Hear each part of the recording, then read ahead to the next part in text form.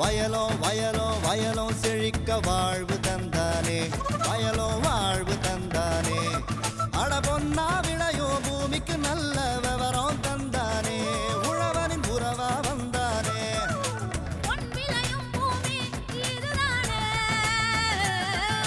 வயலோ வயலோ வயலோ செழிக்க வாழ்வு தந்தானே, வயலோ வாழ்வு தந்தானே.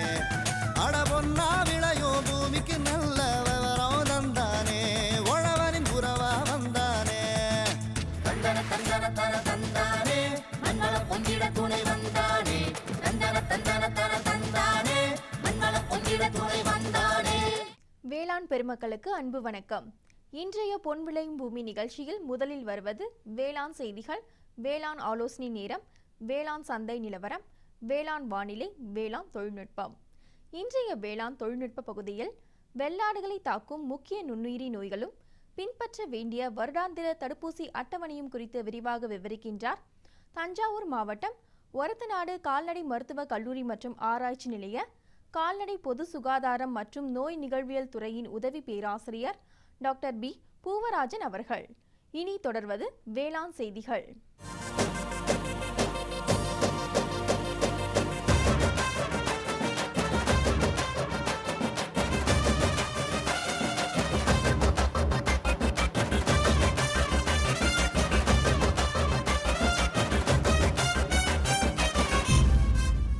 வணக்கம்.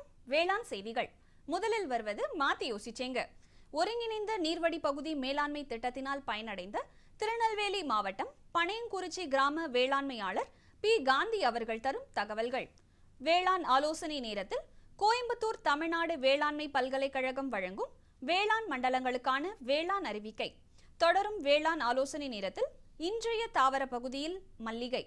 தொடர்ந்து வேளாண் சந்தையில் வேளாண் ஒழுங்குமுறை விற்பனை கூடங்களில் வேளாண் விளைபொருட்களின் விலை நிலவரம், தேனி உழவர் சந்தையில் காய்கறிகளின் இன்றைய விலை நிலவரம், காஞ்சிபுரம் மலர் சந்தையில் வணிக மலர்களின் இன்றைய விலை நிலவரம், வேளாண் வானிலையில் மாநில அளவிலான வேளாண் மண்டலங்களுக்கான சராசரி வானிலை அறிவிக்கை, உழவர் மற்றும் மீனவர்களுக்கான வானிலை முன்னறிவிப்பு. விரிவான செய்திகள். மாத்தி யோசிச்சேங்க. தமிழ்நாடு நீர்வடி பகுதி மேம்பாட்டு முகமையானது நீர் ஆதாரங்களை பாதுகாக்கவும் சரியான அளவில் தண்ணீரை பயன்படுத்தி பயிர் விளைச்சலை அதிகரிக்கவும் 2002ஆம் ஆண்டு நிறுவப்பட்டது. இம்முகமையின் கீழ் செயல்படுத்தப்படும் ஒருங்கிணைந்த நீர்வடி பகுதி மேலாண்மை திட்டத்தினால் பயனடைந்த திருநெல்வேலி மாவட்டம் பனையங்குறிச்சி கிராம வேளாண்மையாளர் பி காந்தி அவர்களை சந்தித்த போது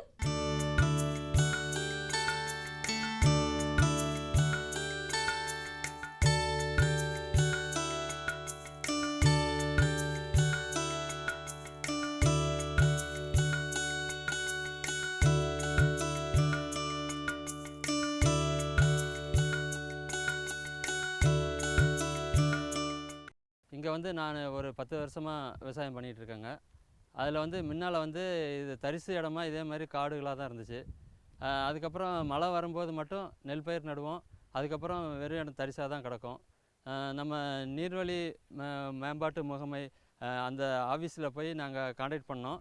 ஊர் தலைவர்கிட்டையும் சொல்லியிருந்தோம். அவங்க இந்த மாதிரி இயற்கை வழி மேம்பாட்டு திட்டத்து மூலிமா இந்த குளத்தை நீங்கள் வெட்டுங்க, இந்த மழை பெய்யும் போது இதிலேருந்து வரக்கூடிய தண்ணி உங்களுக்கு நீங்கள் சேமித்து வைக்கலாம் அப்படின்னு சொன்னாங்க.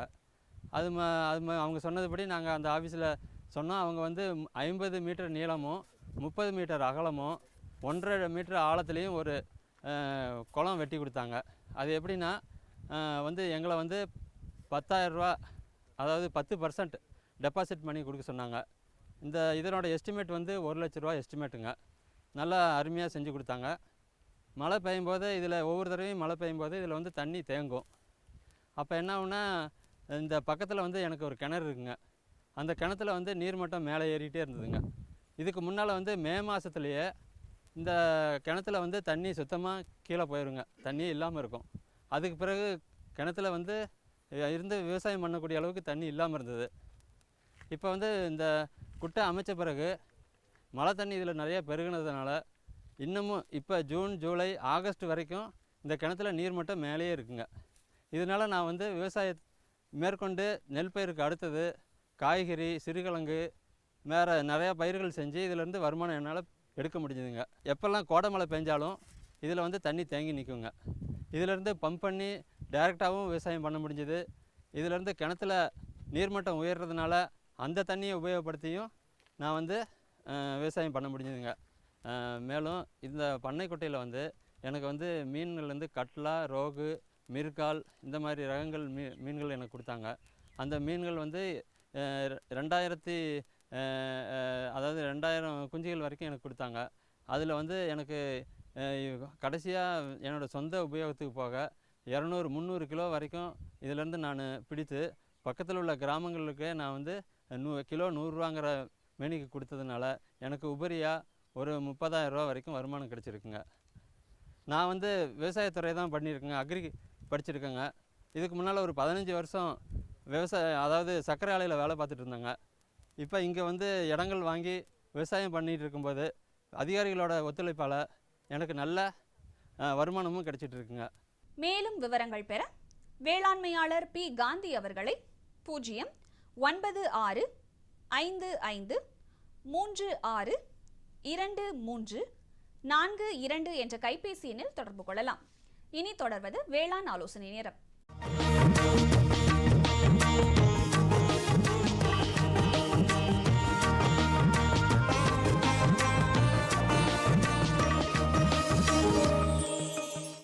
இன்றைய வேளாண் ஆலோசனை நேரத்தில் கோயம்புத்தூர் தமிழ்நாடு வேளாண்மை பல்கலைக்கழகம் வழங்கும் வேளாண் மண்டலங்களுக்கான வேளாண் அறிவிக்கை. மேற்கு மண்டல விவசாயிகளுக்கான வேளாண் அறிவுரை. எதிர்பார்க்கப்படும் தூறல் மழையினை பயன்படுத்தி நடவு செய்த கார் பருவ நெல்லுக்கு 2வது மேலுரமாக ஒரு ஏக்கருக்கு யூரியா 25 கிலோ மற்றும் பொட்டாஷ் 10 கிலோ இடவும். இரவை மஞ்சளில் நுண்ணூட்டச்சத்து குறைபாடு தென்பட வாய்ப்புள்ளது. இதனை தவிர்க்க ஒரு ஹெக்டருக்கு 250 லிட்டர் தண்ணீரில் 375 gram ferrous sulphate, 375 gram zinc sulphate, 375 gram borax மற்றும் 375 கிராம் யூரியா கலந்து தெளிக்கவும். 25 நாட்கள் இடைவெளியில் 2 முறை தெளிக்கவும். தற்போதைய வானிலை கறவை மாடுகளில் நோய் உருவாக்கும் காரணிகளை அதிகப்படுத்தும் என்பதால் பால் கறப்பதற்கு முன்பும் கறந்த பின்பும் 1% பொட்டாசியம் பெர்மாங்கனேட் கரைசலை கொண்டு கழுவவும். காவிரி டெல்டா மண்டல விவசாயிகளுக்கான வேளாண் அறிவுரை. குறுவை நெற்பயிரில் தூர்க்கட்டும் பருவத்தில் ஒரு ஏக்கருக்கு தழைச்சத்து உரமான 25 கிலோ யூரியாவையும் சாம்பல் சத்து உரமான 10 கிலோ மியூரேட் ஆஃப் பொட்டாஷ் உரத்தினையும் கலந்து வயலில் சீராக தண்ணீர் வைத்து தூவவும். உரம் இட்டவுடன் தண்ணீர் வடிக்கக்கூடாது. மேலும் அதிக காற்றின் வேகம் இருக்கும்போது உரம் தெளிக்க வேண்டாம். ஆகஸ்ட் 3ஆம் வாரத்தின் முன்பட்ட சம்பாவிற்கு CR 1009 மற்றும் ஆடுதுறை 50 என்ற ரகங்களை கிடைக்கும் ஃபில்டர் பாயிண்ட் தண்ணீர் மூலம் நாற்றுவிட சிபாரிசு செய்யப்படுகிறது. சம்பா வயல்களில் நேரடி விதைப்பு செய்யும் பொழுது டிராக்டர் மூலம் இயங்கும் விதைக்கும் கருவிக்கு ஏக்கருக்கு 15 கிலோ விதை அளவும் மற்றும் ஆட்கள் கொண்டு விதைக்கும் பொழுது ஏக்கருக்கு 30 கிலோ விதை அளவும் பரிந்துரைக்கப்படுகிறது. விதைப்பதற்கு முன் விதைகளை சூடோமோனாஸ் என்ற எதிர் உயிரியினை 1 கிலோ விதைக்கு 10 கிராம் என்ற அளவில் விதை நேர்த்தி செய்து விதைக்கவும். தெற்கு மண்டலம் 1ற்கு உட்பட்ட மாவட்ட விவசாயிகளுக்கான வேளாண் அறிவுரை. வரும் தினங்களில் எதிர்பார்க்கப்படும் காற்றின் வேகத்தினால் தோட்டக்கால் பயிரில் நீர் பற்றாக்குறை ஏற்பட்டு பயிர் வாட வாய்ப்புகள் உள்ளது. எனவே தேவையான நீர்ப்பாசனம் செய்யவும். வரும் தினங்களில் எதிர்பார்க்கப்படும் வானிலையில் எலுமிச்சையில் சாறு உறிஞ்சும் குதிக்கும் அசுவினியின் தாக்குதல் தென்படுகிறது. இதனை கட்டுப்படுத்த தாக்கப்பட்ட பகுதிகளை சேகரித்து அழிக்க வேண்டும். நிலவும் வானிலையை கருத்தில் கொண்டு முதல் பருவ நெல்லிற்கு ஒரு ஏக்கருக்கு தழைச்சத்து உரமான 35 கிலோ யூரியாவையும் சாம்பல் சத்து உரமான 10 கிலோ மியூரேட் ஆஃப் பொட்டாஷ் உரத்தினையும் கலந்து வயலில் சீராக தண்ணீர் வைத்து தூவவும். உரம் இட்டவுடன் தண்ணீர் வடிக்கக்கூடாது. மேலும் அதிக காற்றின் வேகம் இருக்கும்போது உரம் தெளிக்க வேண்டாம். தெற்கு மண்டலம் 2ற்கு உட்பட்ட மாவட்ட விவசாயிகளுக்கான வேளாண் அறிவுரை. வறண்ட வானிலை எதிர்பார்க்கப்படுவதால் இரவை பயிர்களுக்கு மண் ஈரம் பொறுத்து நீர்ப்பாசனம் செய்யவும். கரும்பில் தண்டு துளைப்பான் பூச்சி தென்படுகிறது. இதனை கட்டுப்படுத்த ஒரு ஏக்கருக்கு கார்போபியூரான் 3% 10 கிலோ மருந்தை தண்ணீரில் கலந்து தெளிக்கலாம். பகல் நேரங்களில் கறவை மாடுகளின் மேல் தண்ணீர் தெளித்து அதன் வெப்பத்தை குறைப்பதன் மூலம் பால் உற்பத்தி குறையாமல் பாதுகாக்கலாம். மலைப்பிரதேச மண்டல விவசாயிகளுக்கான வேளாண் அறிவுரை. உருளைக்கிழங்கில் விதைப்பின் போதும் 30ஆம் நாளிலும் ஏக்கருக்கு 50 kilo urea, 266 kilo super phosphate, 40 kilo potash இட வேண்டும். பழமரங்களின் மீது பாசி படர்வதை தடுக்க 1 லிட்டர் தண்ணீரில் 1 கிலோ கடற்சிப்பி சுண்ணாம்பை கரைத்து மரத்தின் பட்டை மீது பூசவும். வாழை கன்றுகள் பயிரிடும் போது கன்று ஒன்றுக்கு 10 கிலோ தொழு உரம், 250 கிராம் வேப்பம் புண்ணாக்கு, 25 கிராம் ட்ரைகோடெர்மா, 25 கிராம் சூடோமோனாஸ் இட்டு நடவும். வடமேற்கு மண்டல விவசாயிகளுக்கான வேளாண் அறிவுரை. தற்பொழுது மஞ்சள் சாகுபடி செய்துள்ள விவசாயிகள் விளைச்சலை அதிகரிக்க பரிந்துரைக்கப்பட்ட அளவான 150 கிலோ சூப்பர் பாஸ்பேட்டை அடியுரமாக இட வேண்டும். மேலும் யூரியா 22 கிலோ மற்றும் பொட்டாஷ் 72 கிலோவை நடும்போதும் நட்ட 30, 60, 90, 120 மற்றும் 150வது நாட்களில் இட வேண்டும். இத்துடன் ஏக்கருக்கு 10 டன் மட்கிய தொழு உரம் மற்றும் 80 கிலோ வேப்பம் புண்ணாக்கை இடுவது அவசியம். இவ்வாறு உரங்களை பிரித்தளிக்கும் போது உரங்கள் விரயமாகாமல் பயிர்களை சென்றடைவதால் மகசூல் அதிகரிக்கின்றது. கோழி பண்ணைகளில் முட்டை உற்பத்தி, முட்டை ஓட்டின் தரம் மற்றும் முட்டையின் எடை ஆகியவற்றில் குறைபாடுகள் இன்றி இருக்க தண்ணீரின் அளவு, தீவனம் மற்றும் தீவன மூலப்பொருட்களில் பூஞ்சான நச்சு பரிசோதனை ஆகியவற்றில் மிகுந்த கவனம் வேண்டும். வடகிழக்கு மண்டல விவசாயிகளுக்கான வேளாண் அறிவுரை. விதைக்கப்பட்ட 30 முதல் 40 வயதுடைய இரவை நிலக்கடலைக்கு 1 ஹெக்டருக்கு 400 கிலோ ஜிப்சம் தெளித்து மண் அணைத்து நீர்ப்பாசனம் செய்யவும். செம்மறி ஆடு மற்றும் வெள்ளாடுகளுக்கு கால்நடை மருத்துவரின் பரிந்துரைப்படி குடற்புழு நீக்க மருந்தினை அளிக்குமாறு கேட்டுக்கொள்கிறோம். அதிக மழை பெறும் மண்டல விவசாயிகளுக்கான வேளாண் அறிவுரை. காற்றின் வேகம் அதிகமாக இருப்பதால் வாழை மரங்களுக்கு மூங்கில் கம்புகளால் முட்டு கொடுக்க வேண்டும். முதல் பருவ நெல்லுக்கு வறண்ட வானிலையை கருத்தில் கொண்டு 5 சென்டிமீட்டர் உயரத்திற்கு நீர் பாய்ச்ச வேண்டும். வரும் வாரத்தில் மழை இல்லாததினால் நிலப்போர்வை மற்றும் சமீபத்தில் நடப்பட்ட மிளகு மற்றும் பழமர கன்றுகளுக்கு நீர் பாய்ச்ச வேண்டும். தொடரும் வேளாண் ஆலோசனை நேரத்தில் இன்றைய தாவர பகுதியில் மல்லிகை. தோட்டக்கலை மலரியல் பயிர்களில் மல்லிகை தனி சிறப்பு வாய்ந்தது. இதனை சாகுபடி செய்வதால் வேளாண்மையாளர்கள் நல்ல லாபம் பெற முடிகிறது. இதன் சாகுபடி குறிப்புகளை பற்றி காண்போம். பயிரிட ஏற்றமண் மற்றும் தட்பவெப்பநிலை. நல்ல வடிகால் வசதியுடைய செம்மண் நிலங்கள் மல்லிகை சாகுபடிக்கு மிகவும் ஏற்றதாகும். மண்ணின் கார அமிலத்தன்மை 6 முதல் 8 வரை இருக்க வேண்டும். குண்டு மல்லி அதிக மழையை தாங்கி வளரக்கூடிய ஒரு வெப்பமண்டல பயிர். பயிரிட ஏற்ற பருவம் ஜூன் முதல் நவம்பர் வரை. பயிரிட ஏற்ற ரகங்கள் இருவாச்சி, ராமநாதபுரம் லோக்கல், அர்கா ஆராதனா ஆகியவை. அறுவடை மல்லிகை செடி மார்ச் முதல் ஏப்ரல் மாதங்களில் பூக்க ஆரம்பிக்கும். செடிகள் நட்ட முதல் ஆண்டிலேயே பூக்க ஆரம்பிக்கும். 2ஆம் ஆண்டிலிருந்து சீரான விளைச்சல் இருக்கும். மகசூல் ஹெக்டருக்கு 8750 கிலோ வரை பூ மொட்டுகள் கிடைக்கும். மேலும் விவரங்கள் பெற agritech.tnau.ac.in என்ற இணையதளத்தை பார்க்கவும். விளம்பர இடைவேளைக்கு பிறகு வேளாண் செய்திகள் தொடரும்.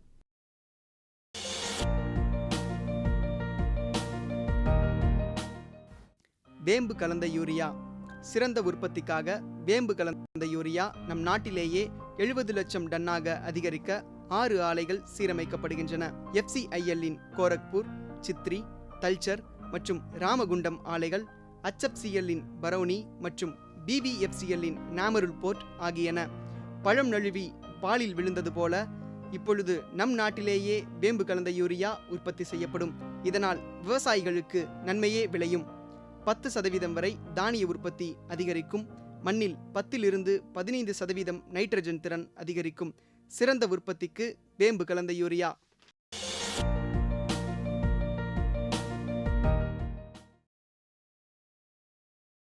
இனி வருவது வேளாண் சந்தை. வேளாண் சந்தையில் வேளாண் ஒழுங்குமுறை விற்பனை கூடங்களில் வேளாண் விளைபொருட்களின் விலை நிலவரம். கம்பு இதர ரகம் தேனியில் குறைந்தபட்சமாக 1840 ரூபாய்க்கும் அதிகபட்சமாக 1920 ரூபாய்க்கும், சோளம் இதர ரகம் தேனியில் குறைந்தபட்சமாக 1640 ரூபாய்க்கும் அதிகபட்சமாக 1700 ரூபாய்க்கும், துறையூரில் குறைந்தபட்சமாக 1480 ரூபாய்க்கும் அதிகபட்சமாக 1620 ரூபாய்க்கும், மக்காச்சோளம் இதர ரகம் கடலூரில் குறைந்தபட்சமாக 1420 ரூபாய்க்கும் அதிகபட்சமாக 1600 ரூபாய்க்கும், ஒட்டன் சத்திரத்தில் 1600 ரூபாயிலிருந்து 1750 ரூபாய்க்கும், நெல் இதர ரகம் கம்பத்தில் குறைந்தபட்சமாக 1460 ரூபாய்க்கும் அதிகபட்சமாக 1540 ரூபாய்க்கும், கெங்கவல்லியில் 900 ரூபாயிலிருந்து 930 ரூபாய்க்கும், கேழ்வரகு இதர ரகம் ஓசூரில் குறைந்தபட்சமாக 2150 ரூபாய்க்கும் அதிகபட்சமாக 2350 ரூபாய்க்கும், வேலூரில் 1650 ரூபாயிலிருந்து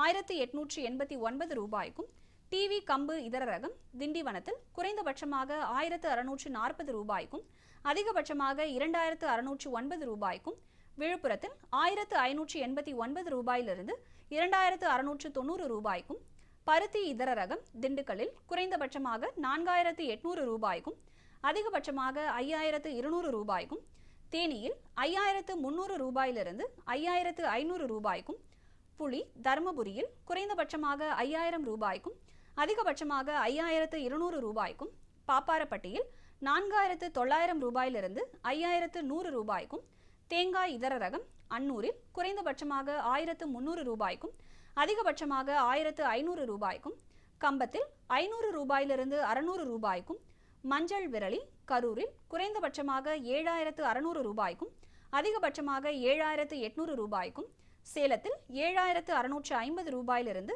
8780 ரூபாய்க்கும் விற்பனை செய்யப்பட்டது. தேனி உழவர் சந்தையில் காய்கறிகளின் இன்றைய விலை நிலவரம்.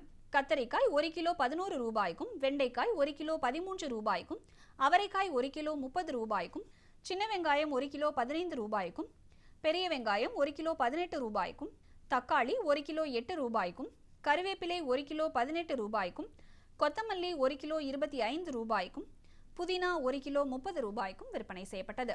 காஞ்சிபுரம் மலர் சந்தையில் வணிக மலர்களின் இன்றைய விலை நிலவரம்.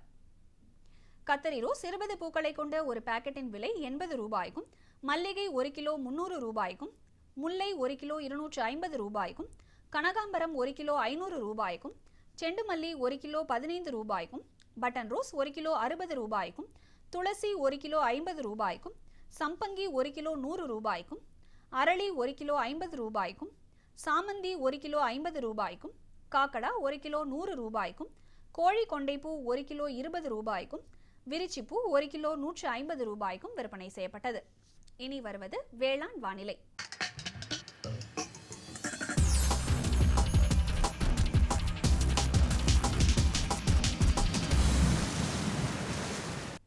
மாநிலத்தில் சராசரி வானிலை அறிவிப்பு. காற்றின் வெப்பநிலை அதிகபட்சமாக 34.5 டிகிரி செல்சியஸாகவும் குறைந்தபட்சமாக 25.6 டிகிரி செல்சியஸாகவும், காற்றின் ஒப்பு ஈரப்பதம் 55.1%, காற்றின் வேகம் மணிக்கு 6.4 கிலோமீட்டராகவும், மண்ணின் ஈரப்பதம் 15 சென்டிமீட்டர் ஆழத்தில் 20.3%, மண்ணின் வெப்பநிலை 15 சென்டிமீட்டர் ஆழத்தில் 31.7 டிகிரி செல்சியஸாகவும், மழையளவு 3.2 மில்லிமீட்டராகவும், சூரிய கதிர்வீச்சு 510.1 கலோரி பெர் சென்டிமீட்டர் ஸ்கொயராகவும், வளிமண்டல அழுத்தம் 965.7 ஹெக்டா பாஸ்கல் அளவாகவும், இலையின் ஈரப்பதம் மணிக்கு 2.3 ஆகவும் இருந்தது. வானிலை முன்னறிவிப்பு. உழவர்களுக்கான வானிலை முன்னறிவிப்பு. தமிழகம் மற்றும் புதுச்சேரியின் ஓரிரு இடங்களில் மழையோ அல்லது இடியுடன் கூடிய மழையோ பெய்யக்கூடும். மீனவர்களுக்கான வானிலை முன்னறிவிப்பு. பலமான தரைக்காற்று தென்மேற்கு திசையிலிருந்து மணிக்கு 45 முதல் 55 கிலோமீட்டர் வேகத்தில் தமிழகம் மற்றும் புதுச்சேரியின் கடலோர பகுதிகளில் வீசக்கூடும். இத்துடன் இன்றைய வேளாண் செய்திகள் நிறைவடைகிறது. வணக்கம். சரிங்க சரிங்க. இவ்ளோ நேரம் சிரிச்சு யார்கிட்ட பேசிட்டு இருந்தீங்க? விவசாயிகள் கால் சென்டர் நிபுணர்கிட்ட பயிர்கள் பத்தின யோசனை கேட்டுட்டு இருந்தேன். காலையில சரி, மதியானம் கூடவா? விவசாயிகள் கால் சென்டர் காலையில 6 மணில இருந்து ராத்திரி 10 மணி வரை திறந்திருக்கும். ஞாயிற்றுக்கிழமை கூடவா? ஆமா, வருஷத்துல 365 நாளும் திறந்திருக்கும். விவசாயம் சம்பந்தப்பட்ட பிரச்சனைகளுக்கு தங்கள் மொழியில் உடனே தீர்வு பெற இந்தியாவில் எங்கிருந்தும் எந்த போன் மூலமும் தேசிய ஹெல்ப்லைன் நம்பர் 1800 தொடர்பு கொள்ளவும். ஏழைகளின் பசு என்றழைக்கப்படும் வெள்ளாடுகள் மிக குறைந்த செலவில் மழையளவு குறைவாக உள்ள வறண்ட நிலங்களில் கூட எளிதில் வளர்க்கப்படுகின்றன. இத்தகைய வெள்ளாடு வளர்ப்பில் வெள்ளாடுகளை தாக்கும் நுண்ணுயிரி நோய்களும் பின்பற்ற வேண்டிய வருடாந்திர தடுப்பூசி அட்டவணையும் குறித்து விரிவாக விவரிக்கின்றார் தஞ்சாவூர் மாவட்டம் ஒரத்தநாடு கால்நடை மருத்துவக் கல்லூரி மற்றும் ஆராய்ச்சி நிலைய கால்நடை பொது சுகாதாரம் மற்றும் நோய் நிகழ்வியல் துறையின் உதவி பேராசிரியர் டாக்டர் பி. பூவராஜன் அவர்கள்.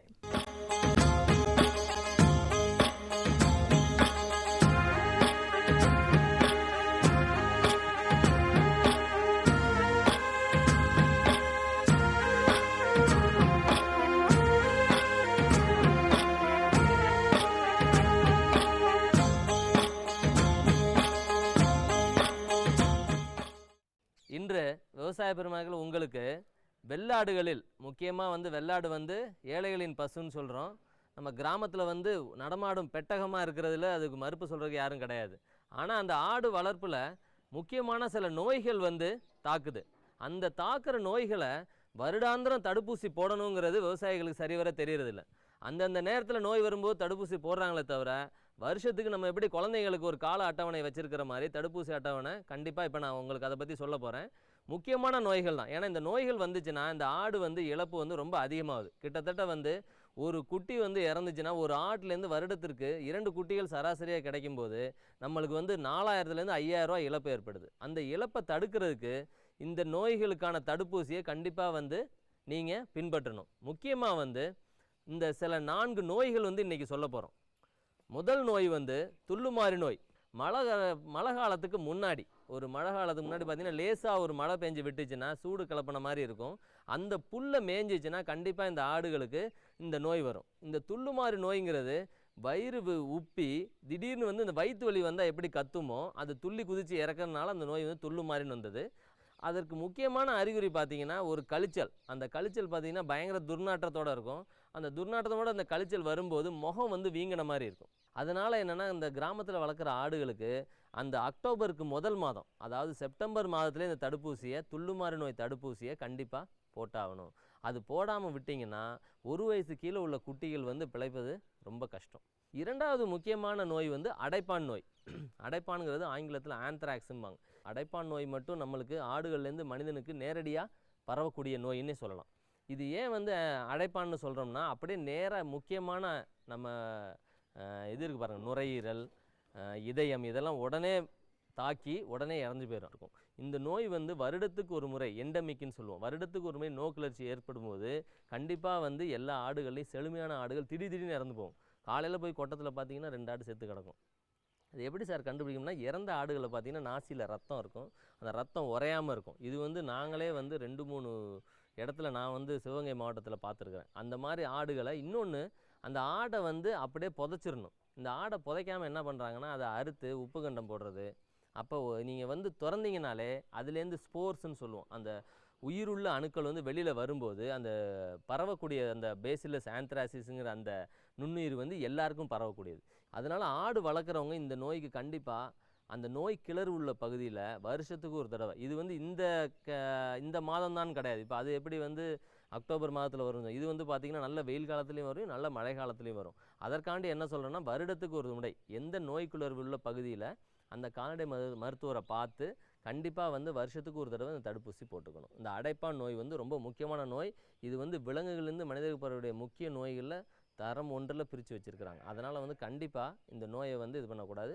இன்னொன்று, இதை தடுக்கிறதுக்கு தடுப்பூசி தவிர அது மாதிரி இறந்த ஆடுகளை ஆளை புதைக்கணும். இதை புதைக்காமல் நம்ம உப்பு கண்டம் போட்டு சாப்பிட்டோம்னா அப்போ என்னென்னா அடுத்த ஆட்டுக்கு பரவக்கூடிய வாய்ப்புகள் அதிகம், மனிதர்களுக்கும் பரவுறதுக்கு வாய்ப்பு அதிகம். இதனால் இழப்பு கிட்டத்தட்ட ஒரு வருஷத்துக்கு 500 கோடி மதிப்பீடு பண்ணியிருக்கிறாங்க இந்தியாவில். ஏன்னா இந்த ஆடு வளர்க்குறவங்களுக்கு அதை பற்றியோட முக்கியத்துவம் தெரியல. அந்த தடுப்பூசி பார்த்திங்கன்னா இலவசமாக கால்நடை மருந்தகத்தில் போடுறாங்க. அந்த ஆடு வெளியில் வாங்கி போட்டால் கூட 1.5 ரூபாலேருந்து 2 ரூபா தான் ஒரு தடுப்பூசியோட இதே. அப்போ ஒரு 50 ஆடு வச்சுருந்தாங்கனாலே உங்களுக்கு 500 ரூபாய்க்குள்ளேயே வருடத்துக்கு ஒரு முறை தான். அப்போ கண்டிப்பாக இவங்க அதை பின்பற்றுறது ரொம்ப முக்கியம். முக்கியமாக அந்த கால்நடை மருந்து டாக்டரை பார்த்தாங்கனாலே கண்டிப்பாக வருஷத்துக்கு ஒரு தடவை இந்த தடுப்பூசியை இலவசமாக போட்டுக்கலாம். 3வது முக்கியமான நோய் பார்த்திங்கன்னா புருசலோசிஸ்ங்கிற கன்றுவீச்சு நோய். இந்த கன்றுவீச்சு நோய் ஆடுகளில் அடிக்கடி தென்படும். பார்த்திங்கன்னா, சார் ஆடு குட்டியை முறிச்சிருச்சு அப்படிம்பாங்க. ஏன் குட்டியை முறிச்சிச்சுன்னு பார்த்தீங்கன்னா, அந்த கிருமி புருசல்லாங்கிற ஒரு கிருமி இதுவும் மனிதர்களுக்கு பரவக்கூடிய கிருமி தான். இந்த புருசல்லா இப்போ ஒரு ஆடு குட்டி முறிக்குது அப்படின்னா என்ன பண்ணால் அபார்ஷன் நம்ம சொல்கிறத, அந்த கன்று வீச்சு அந்த குட்டிகளை கண்டிப்பாக புதைச்சி வைக்கணும். இவங்க என்ன பண்ணுறாங்க, அதுலேருந்து வரக்கூடிய அதோட இது இருக்குது பாருங்கள், அந்த எச்சம், அந்த வரக்கூடிய அந்த கழிவு, அந்த நம்ம ஈன்ற அந்த குட்டியிலேருந்து வரக்கூடிய அரைகுறையாக வந்திருக்கும் பாருங்கள், அந்த நீர் எல்லாமே என்ன பண்ணுறாங்கன்னா அப்படியே அந்த கொட்டத்தில் இருக்கும்போது அடுத்த ஆடு அதை சுவாசிக்கும்போது கண்டிப்பாக அந்த நோய் உடனே பரவுது. இந்த புருசல்லா கிருமிக்கு ஒரே வழி நம்ம அதற்கான தடுப்பூசிகள் நம்ம பாரம்பரியமாக வருஷத்துக்கு ஒரு தடவை போட சொல்கிறோம். ஆடுகளுக்கு தடுப்பூசிகள் ஏன் அந்த புருசல்லா தேவையில்லைன்னு பார்த்தீங்கன்னா, இதற்கு அந்த இதே மாதிரி தான் ஆந்த்ராக்ஸ் மாதிரி நோய் கிளறு உள்ள பகுதியில் மட்டும்தான் கன்றுவீச்சுக்கான நோய் தடுப்பூசியும் போடணும். தேவையில்லாமல் நம்ம போட தேவையில்லை. இதை தடுப்பு முறை பார்த்திங்கன்னா, அந்த ஆடுகள் சினைக்காலம் இப்போ 5 மாதம்னு சொல்கிறோம், கடைசி அந்த 3 to 5 மாத காலங்களில் இந்த நோய் முறிவு கண்டிப்பாக ஏற்படும். இந்த அபார்ஷனுங்கிற வந்து இந்த கன்று வீச்சுங்கிறத வந்து இந்த குட்டி வீச்சு நோயின்னு இது ஆடில் சொல்லுவோம், மாடுகளில் கன்று வீச்சு நோய்ங்கிறோம். ஆனால் எல்லாத்துக்குமே இந்த புருசல்லா அபார்டஸுங்கிற இந்த கிருமி தான், இந்த வந்து ஒரு நுண்ணுயிரி தான். இதை தடுக்கிறதுக்கு என்ன பண்ணணும்னா, ஒன்று தடுப்பூசி போட முடியலன்னா அந்த சினையாக இருக்கிற ஆடுகளை இந்த மாதிரி குட்டி முறிச்ச ஆடுகளோட சேர்த்து வளர்க்கக்கூடாது. இவங்க என்ன பண்ணாங்கன்னா, அந்த ஆடு மேய்க்க போகும், அந்த மேயும் போது மீதி ஆடு ஏதாவது முட்டிருச்சோ இல்லை தாண்டிருச்சோ அந்த குட்டியை முறிச்சிருச்சுன்னா அதுலேருந்து வரக்கூடிய அந்த நீரை வந்து இது மேலே ஆடுகள் படும்போது அந்த கிருமி மூலயமா பரவுது. ஸோ இந்த புருசல்லா நோயை தடுக்கிறதுக்கு நம்மளுக்கு வந்து தடுப்பூசி போட்டுக்கலாம். 2வது முறையாக நம்ம வந்து இந்த ஆடுகளுக்கு நோய்கள் இல்லாமல் பார்த்துக்கிறதுக்கு நம்ம குட்டி போட்ட ஆடுகளும் குட்டி ஈனக்கூடிய சினை ஆடுகளும் தனியாக பராமரிக்கணும். இன்னொரு முக்கியமான நோய் வந்து மடிநோய். இந்த மடிநோய் வந்து பார்த்திங்கன்னா காலகட்டத்தில் ஒரு 4-5 வகையாக பிரிக்கலாம். முக்கியமாக வரக்கூடிய ஆடுகளுக்கு வர மடிநோய் பார்த்திங்கன்னா, இந்த சரியாக பாலை வந்து கறந்து விடாமல் பண்ணுறது, இன்னொன்று சுகாதார முறையில் பாலை கறக்கிறதில்ல. அந்த குட்டியை வந்து பால் குடிக்க விட்றாங்க, ஆனால் அந்த குட்டிகளுக்கு திருப்பி அதுக்கப்புறம் மடுவை வந்து கிருமி நாசனம் வச்சு பண்ணுறதில்ல. கிருமி நாசனங்கிறது நான் சொல்ல வர்றது என்னென்னா, நம்ம பொட்டாசியம் பெர்மாங்கனேட் சும்மா ஒரு 5 கிராம் இருந்தால் போதும். நம்ம கடைகளில் போய் கேட்டிங்கனாலே கண்டிப்பாக தருவாங்க, 3 ரூபா 4 ரூபாய்க்கு கிடைக்கிது. 1 கிராம் 1 லிட்டர் தண்ணியில் கலந்து அந்த ஈண்ட ஆடுகளுக்கு நல்லா கழுவிட்டாலே இந்த நோய் வந்து வர்றதில்லை. மீதி தண்ணீரை வந்து அந்த இருக்கக்கூடிய இடம் பூரா தெளிக்கலாம். ஸோ இந்த மாதிரி வந்து இந்த மடிநோயை தடுக்கிறதுக்கு முக்கியமாக என்ன பண்ணணும்னா, அதுக்கு வந்து கிருமி நாசனம் செய்கிறது, அடுத்து பாலை வந்து தங்க விடாமல் பீச்சு விடுறது, குட்டிகளுக்கு முறையாக வந்து காலையிலையும் சாயந்தரமும் குடிக்கிறதுக்கு முன்னாடியும் குடித்ததுக்கு அப்புறமும் இந்த கிருமி நாசனம் விட்டு கழுவுறது, மீதி வந்து கொட்டத்தை எப்பவும் வறட்சியாக வச்சுக்கிறது, நம்ம உலர்ந்து வச்சுருக்கணும். அது வந்து பார்த்திங்கன்னா குட்டி ஈரமாக இருந்துச்சுனாலே அந்த ஆடு படுக்கும்போது மடியோட காம்பு துவாரத்துலேருந்து உள்ளார நோய்கள் பரவும். இன்னொரு முக்கியமான விஷயம், அந்த பால் குடிக்க விடும்போது அதற்கு கொஞ்சம் தீவனம் போட்டிங்கன்னா அந்த ஆடு வந்து படுக்காது. ஆடு வந்து குட்டி கொடுக்கும்போது அந்த துவாரம் வந்து 1/2 மணி நேரம் திறந்துருக்கும். அது அந்த 1/2 மணி நேரத்தை திறக்கக்கூடிய நேரத்தில் தான் வந்து இந்த கிருமிகள் உள்ளார போகிறது. இப்போ நம்ம சொன்ன இந்த 4 நோய்கள் தான் இருக்கிறதுலே முக்கியமான நோய். இதில் வந்து நிறைய நோய்கள் இருக்குது. இது தவிர பார்த்திங்கன்னா இந்த குழம்பு அழுகல் நோய் வரும். இந்த நோய்கள்லாம் வந்து பார்த்திங்கன்னா நம்மளை பராமரிப்பிலே சரி பண்ணிக்கலாம். ஆனால் விவசாயிகள் வந்து இந்த 4 நோய்களை முக்கியமாக தெரிஞ்சுக்கிட்டா கிட்டத்தட்ட ஒரு ஆட்டிலேருந்து 4000 வருமானத்தை வந்து 6000 வரைக்கும் 2000 வந்து இவங்களால் கண்டிப்பாக எடுக்கலாங்கிறது உறுதி. அதனால் விவசாயிகள் இந்த நம்ம சொன்ன இது எல்லாத்தையுமே கண்டிப்பாக பின்பற்றினா நல்ல தரமான ஆடுகளை உற்பத்தி பண்ணி நாட்டோட வளத்தையும் பெருக்கிக்கலாம், தனிநபர் வருமானத்தையும் 2 மடங்காக பெருக்கிக்கலாம்னு உறுதி. மேலும் விவரம் பெற உதவி பேராசிரியர் டாக்டர் பி பூவராஜன் அவர்களை 094 43 61 92 55 என்ற கைபேசி எண்ணில் தொடர்பு கொள்ளலாம். சுகமாய் பரவும் நறுமணத்தில், சுவை எனும் இன்பத் தோட்டத்தில், வளர்ச்சி எனும் பாதையில், மலர்ந்திருக்கும் புன்னகையில், பசுமையான செடிகளில், பெரிய பெரிய வர்த்தகங்களில், தேனீக்களின் ரீங்காரத்தில், மகிழ்ச்சியின் இன்ப ஒலியில். NHM தோட்டக்கலை இயக்கம். எங்கள் விருப்பம் உங்களது புன்னகை. 19/8/2016 வெள்ளிக்கிழமை அன்று பொன் விளையும் பூமி நிகழ்ச்சியில் மாத்தி யோசிச்சேங்க, இயற்கை வள மேம்பாட்டு பணிகள் மூலம் தடுப்பணை அமைத்து பயன்பெற்ற திருநெல்வேலி மாவட்டம் புலவனூர் கிராம பயனாளி டி சமுத்திரகனி அவர்கள் தரும் செய்தி. வேளாண் ஆலோசனை நேரம். வடகிழக்கு மாவட்டங்களுக்கான வேளாண் அறிவிக்கை. தொடரும் வேளாண் ஆலோசனை நேரத்தில் இன்றைய தாவர பகுதியில் கரும்பு. தொடரும் தகவல் நேரத்தில் ஒருங்கிணைந்த பயிர் சத்தூட்ட முறையில் மண் வளத்திற்கும் விளைச்சல் இலக்கிற்கும் ஏற்ற பேரூட்ட உர பரிந்துரைகள் குறித்த தகவல்கள். வேளாண் தொழில்நுட்ப பகுதியில் வெள்ளாடு வளர்ப்பில் மரப்பயிர்களின் பங்களிப்பு குறித்து கோயம்புத்தூர் மாவட்டம் மேட்டுப்பாளையம் வனக்கல்லூரி மற்றும் ஆராய்ச்சி நிலைய கால்நடை அறிவியல் துறை உதவி பேராசிரியர் முனைவர் பி சித்ரா அவர்கள் தரும் விளக்கம் ஆகியன இடம்பெறும். மீண்டும் நாளைய பொன் விளையும் பூமி நிகழ்ச்சியில் சந்திப்போம். நன்றி, வணக்கம்.